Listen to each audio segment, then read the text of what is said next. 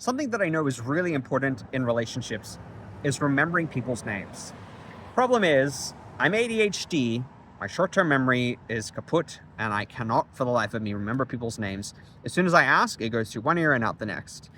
And I can't hold on to it, and I'll feel really embarrassed that I have to ask. And then sometimes I will grab my phone and write it down, and then try to put some kind of identifying characteristic listed next to the name so I can remember for next time. And I feel embarrassed by that because I know that I have a social obligation to remember people's names and that it's not really respectful if I forget them. And it feels dismissive or like they're not really significant to me, even if they are significant to me or like the interaction's important to me.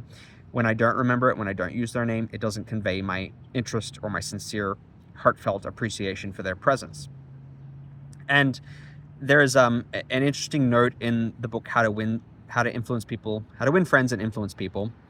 And it is, nothing is sweeter than the sound of somebody's name. It's one of the concepts that's introduced in it as a social skill because it's so essential to use somebody's name. When you use somebody's name, it makes that person feel important, makes them feel valued.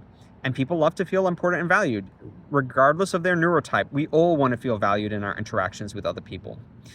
So there's a special emphasis on the importance of trying to remember somebody's name and valuing that person.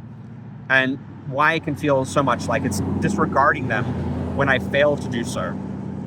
And there's a lot of shame associated with this short-term memory thing because people, it's not just names. Sometimes it's somebody tells me what they did the past week, or something important, biographical detail about their life, their relationships, their partner's name. It's hard for me to retain that, especially in my role as a therapist, because I see lots of clients and I have to kind of write that down and put it in my notes to retain that information because I know it's important for the client that I do remember that. Through repetition, thankfully, it does often get embedded in my head, but in casual social interactions, it's a lot more difficult, especially if I just met somebody for the first time and I'm also in a group setting and I'm meeting a whole bunch of people because I lead social events. I'm often meeting a whole bunch of people all at once and I can't remember it. If they come back to subsequent events and we're reintroduced or I see their name RSVP'd on a list, then yes, I'm more likely to retain it.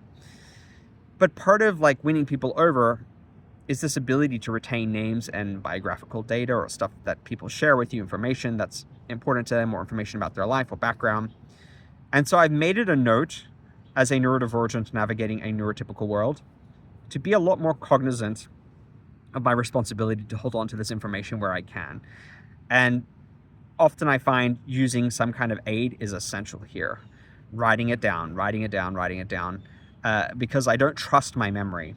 And this is where the shame comes from, is because I know that I want to be a conscientious, kind, open-minded, open-hearted, caring individual, but my mind sabotages that because it doesn't want to retain information. And no amount of willpower on my behalf can necessarily stop the fact that my brain is wired this way and operates this way.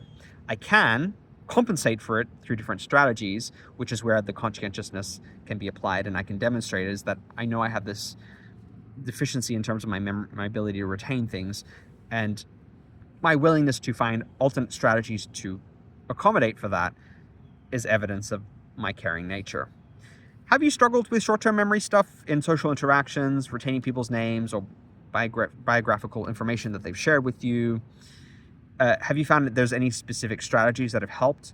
I had a therapist who once said to me that they would imagine the person's name in lights with certain colors to kind of create an image association, because this therapist had sustained a head injury, and for them, they had difficulties with short-term memory or just general memory, and that's how they retained it.